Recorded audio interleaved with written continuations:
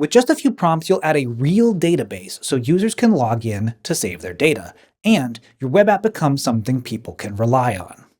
Close out of the Google AdSense tab and return to Hosting Horizons. In the top right, click Integrations. Then click Supabase and click Connect.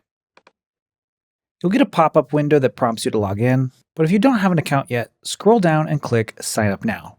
Then enter your email and create a password, and click Sign Up. Next, you'll need to check your email and confirm your account. This is what the confirmation email looks like.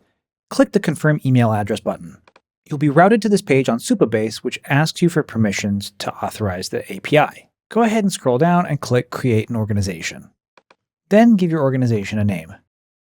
You can select an organization type. I'll leave it at Personal, and then you can select the pricing plan. You can start on the free plan with no problem, so go ahead and just click Create Organization. And then scroll down to the bottom of the page and click Authorize Hosting Horizons.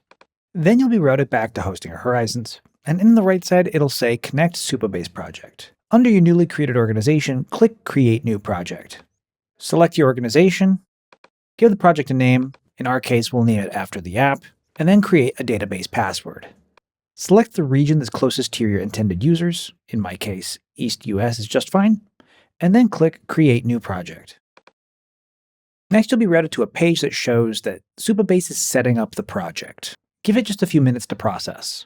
Then you'll get a page that says Welcome to your new project, and eventually the project status in the top right will change to green.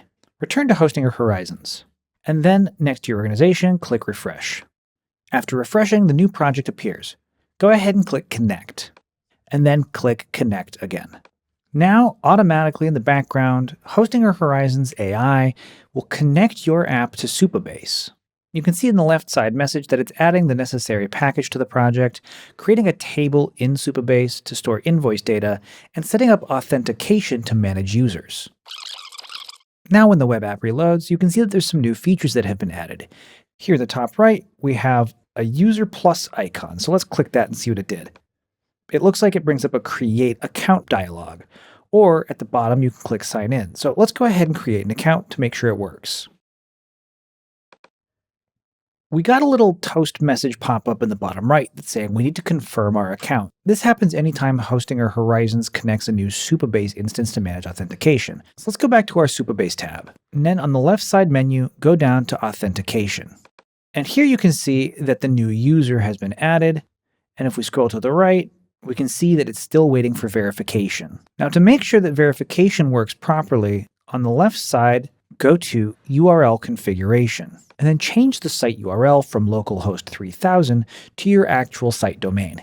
Then click Save Changes. Then open your email and verify your user. Here you can see we received a Confirm Your Sign Up email from Supabase Auth, so we'll click the link to confirm the user. And there you go, the app loads in our browser, but you'll notice one thing. The user sign in and sign out buttons aren't there, and that's because the published version of our site does not include the changes that we just made in Hosting Horizons. So let's close out this tab and return to Hosting Horizons. Then go ahead and click Publish. And if we click to view our site, we'll see that the live version now has user management. So let's go ahead and sign in. So now we're logged into the site, and you can see that instead of a sign in and sign up button, we have a sign out button. So everything's working as intended. But you can see there's still no functionality for users to retrieve the past invoices they've created. So let's add that next. I've said add a page to the app where users can view all of the invoices they've created and change the status of them once the customer is paid. I'll hit send.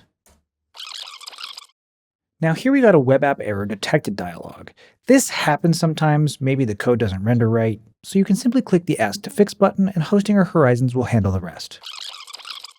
And there we go, we can see that the new version of the app has loaded. It moved the download button, which I wasn't expecting, but that's okay, it actually looks better there. So let's go ahead and sign into the app in the top right, and then see what kind of features it created for logged in users.